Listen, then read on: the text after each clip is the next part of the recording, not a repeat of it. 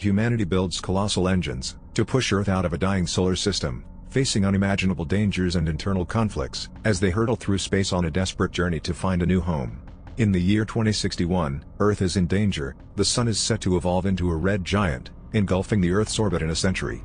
The world's nations unite to form the United Earth Government, or UEG, and launch the Wandering Earth Project, which involves migrating Earth out of the solar system, utilizing 12,000 massive fusion-powered engines, built across the northern hemisphere and along the equator. The human population will live in underground communities, near and beneath the engines. Chinese astronaut Liu Peiqiang will be on a mission to the Navigation Platform, International Space Station, to assist in navigating the Earth's journey, so he is spending his final night with his son Liu Qi and his father-in-law Hans Yong, while overseeing the gravitational slingshot maneuver of the Earth using Jupiter's gravity on his computer. After teaching Liu Qi that Jupiter has a windstorm and is 90% hydrogen, he tells him that he will return when Liu Qi can see Jupiter without a telescope, and that in the meantime, he will see his father as a star in the sky. Once the child has fallen asleep, he gives Hans Yong his astronaut tags, allowing him and his son to obtain underground city residency without having to draw lots. As he remembers his late wife, Liu Peiqiang, he apologizes to her father for everything. As time passes, many people die as a result of catastrophic natural disasters, such as tsunamis, and the majority of the Earth's surface freezes solid as the planet moves away from the Sun. 17 years later, in 2078, the astronauts on the space station are scheduled to return to Earth following the Chinese New Year, but Liu Qi, now a young adult, is not thrilled. He leaves a note for his grandfather stating that he is leaving, then goes to his foster sister Han Duoduo's school to turn off the power and get her out, while everyone is distracted. He takes her with him to a bar to meet Yige, a criminal who can get them fake IDs and stolen thermal suits.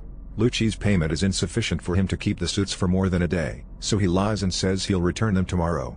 But when his sister says she thought they weren't coming back, Yige becomes enraged and attempts to stop them. To escape, Liu Qi throws a special sphere that expands in the center of the room, pushing all of the criminals against the walls as they flee. The siblings are pursued throughout the city until they reach a line of workers about to be sent to the surface, which the criminals cannot enter.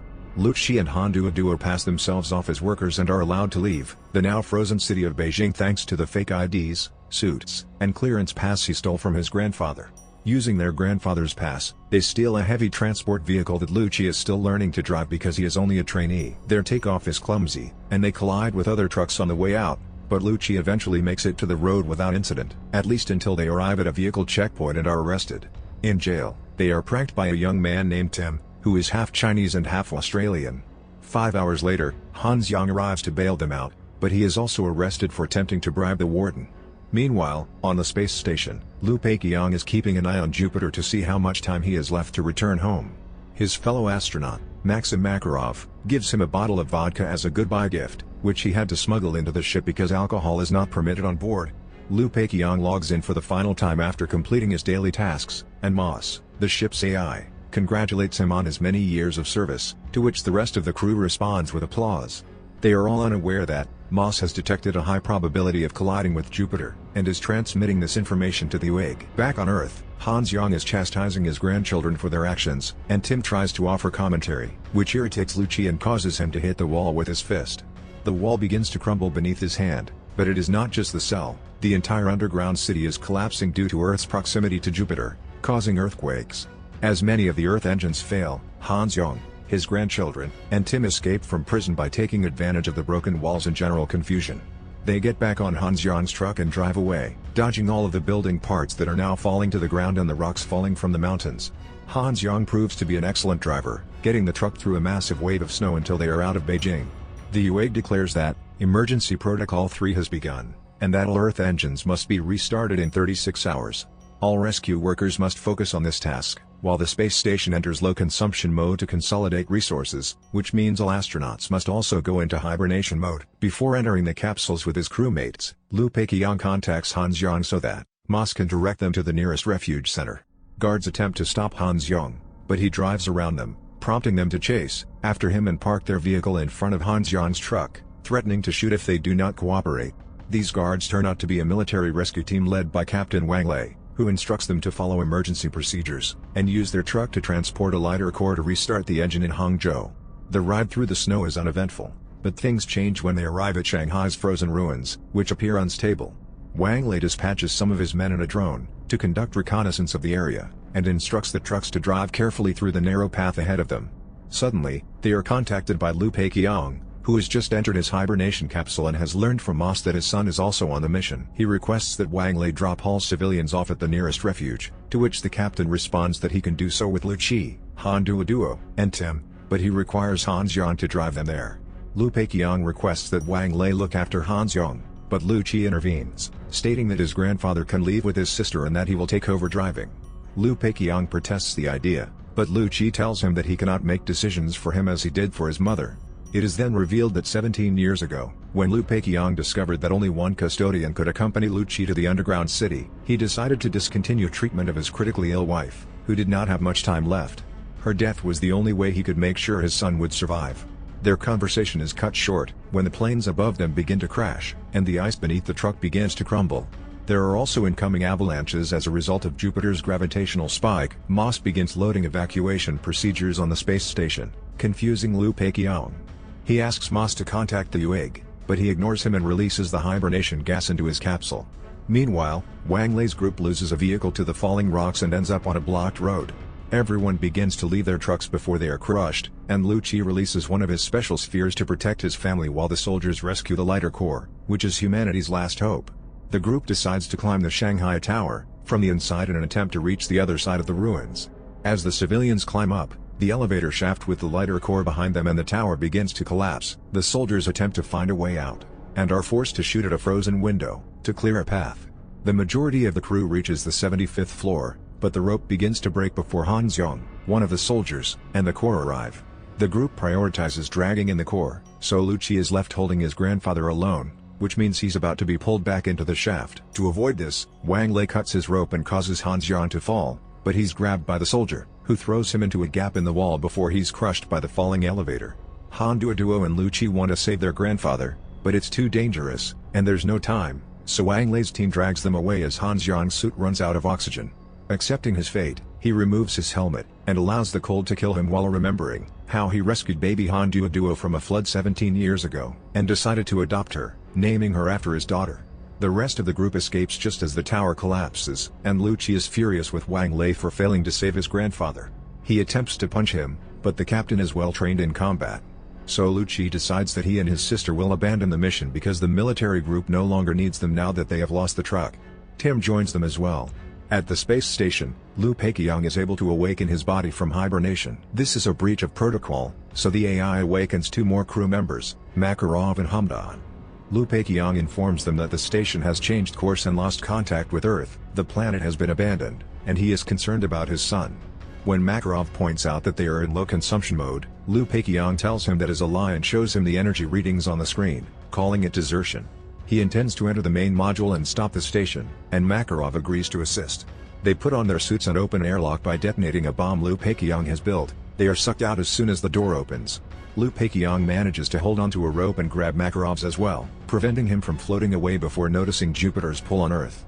Han Duoduo, Lu Qi, and Tim follow an SOS signal until they come across a truck that has crashed but is still intact.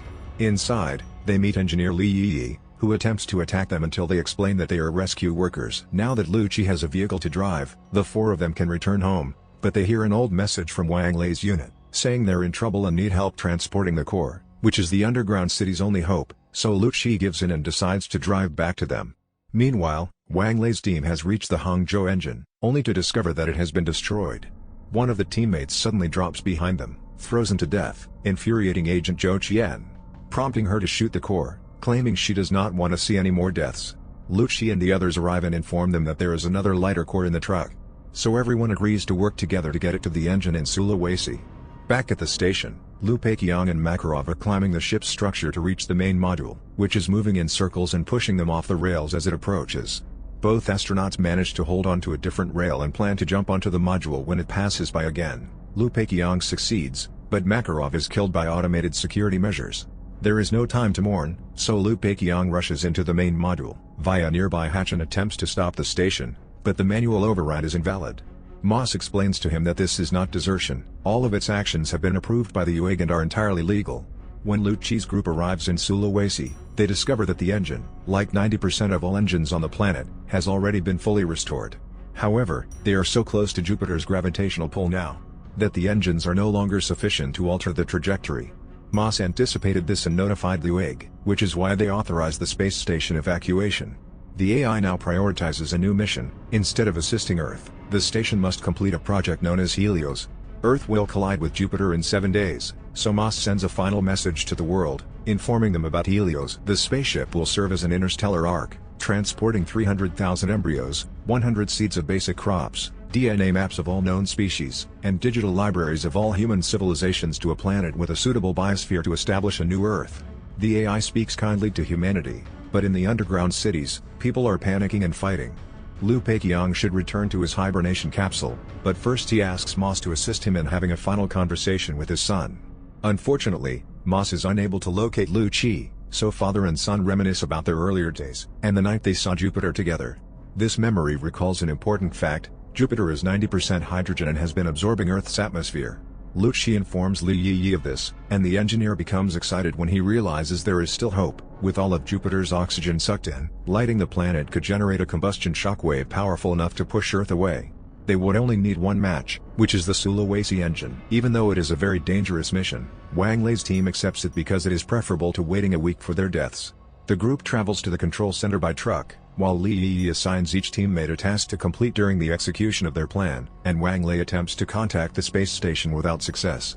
All other rescue units have evacuated the area and ignored Wang Lei's request for assistance, so they will have to do this on their own.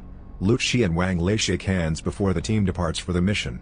After entering the engine building, the group divides. Han Duo and Zhou Qian will go to the communications room to request reinforcements. Li Qiu and Tim will transport the lighter core to the reaction chamber. Wang Lei and his men will manually unlock the engine, and Li Yi will take control of the system to concentrate all of the energy in a single nozzle. Han Duo attempts to contact the other rescue units, but they either ignore her or are unable to understand what she says. Li Yi hacks into the system and instructs Wang Lei's team to begin pushing the enormous pin, while Li Qiu and Tim force their way into the reaction chamber. Things appear to be going well at first, but problems soon arise. Li Yi is unable to shut down the engine because his software is stuck at 99.99%, so a fellow scientist named Lao, he must go into the CPU's room and reconfigure the connections. This causes the engine to not fully incorporate the core, forcing Li Qiu to jump in and push it manually. It also causes vibrations in the area, causing walls to crumble. Some debris falls between Wang Lei's team and the locking pin, and Zhou Qian dies while protecting Han Duo and Li Yi. While Li Qiu uses a blowtorch to detach the lighter core and push it farther, Han Duo finds an astronaut tag and uses it to contact Liu Peiqiang and tell him their plan.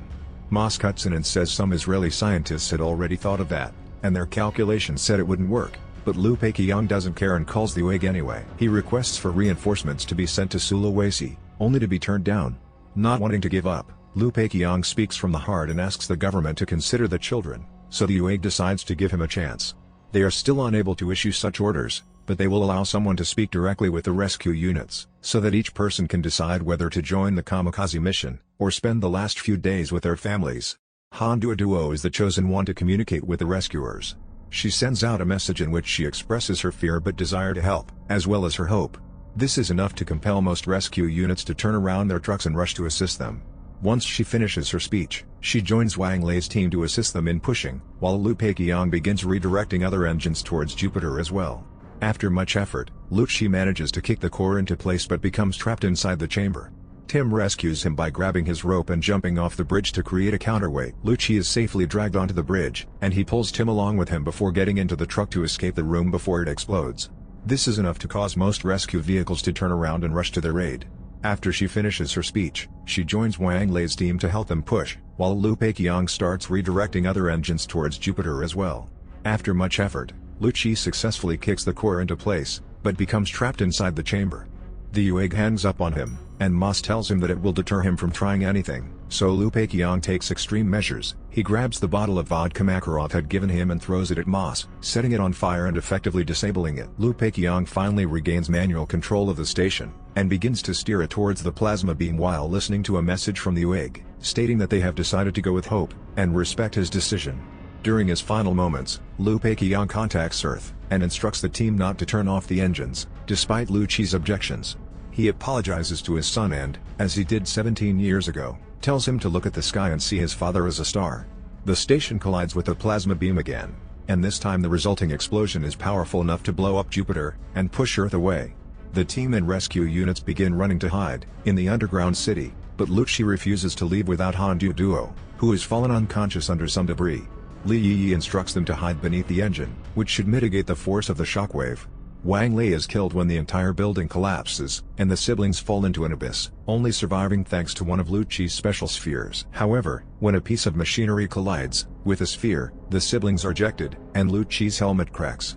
Han Duoduo begs Dim for assistance as Earth's engines resume normal operation, allowing the planet to leave Jupiter's atmosphere.